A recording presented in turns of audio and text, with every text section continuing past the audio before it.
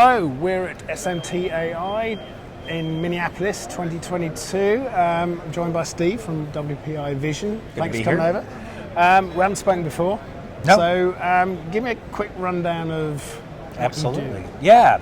So WPI Vision is a division of World Precision Instruments that's a 50-year-old laboratory life science supply company. And they invented, a couple years ago, the very first digital stereo microscope for the laboratory market, but I saw something else we could do with it. And so we took it out of the laboratory market and we brought it here in the industrial market for the medical devices and SMT's market. So it's been dynamite so far. So when did that light bulb moment occur? Because it made it sound very simple, but yeah. So the actual light bulb for the device occurred back in 2019, and the crossover to the new industry occurred in the very first part of 2021. All right. Yeah.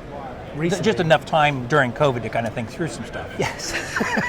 Reflection. What an opportunity that was. Yeah. And I guess, Takeup was pretty quick, was it?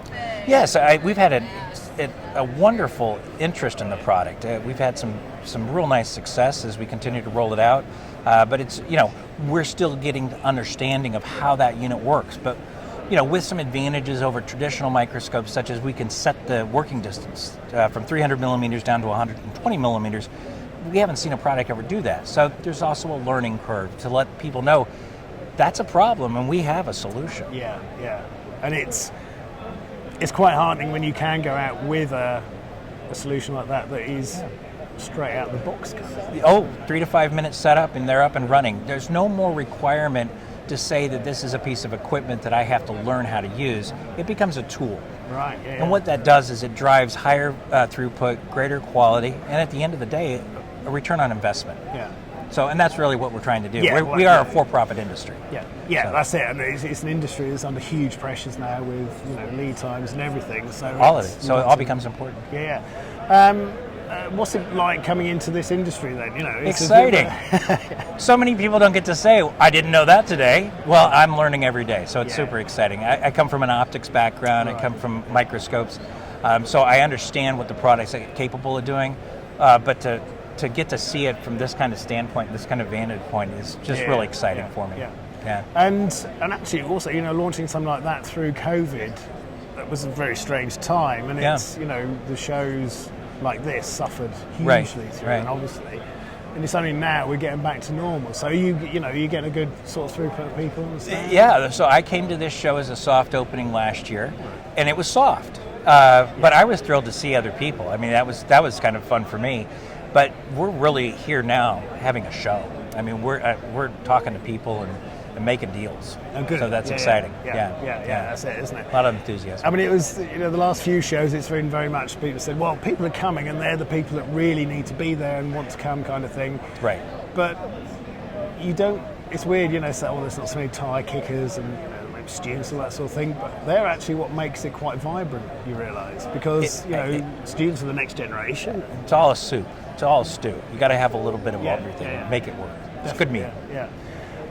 So, and like you say, interest has been good. So, do you have to, when you're selling it, is it a case of it does this, and this, and they go, yes, I'm going to need that? Or do you have to do a bit of persuasion on how it... No, I think it's pretty straightforward, especially when we're in person, because we can see it in real time.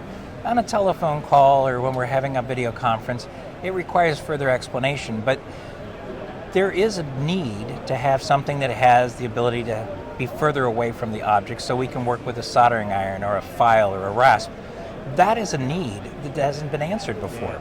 And so if we can make that connection, it's not for everybody, but it is for those people that need that. Yeah. So if it's a problem, it is a problem, isn't that's it? Right. That's right. And if there's not a solution for it, it can't be a problem. So that's what I have to do. I have to bridge that thing. You do have a problem.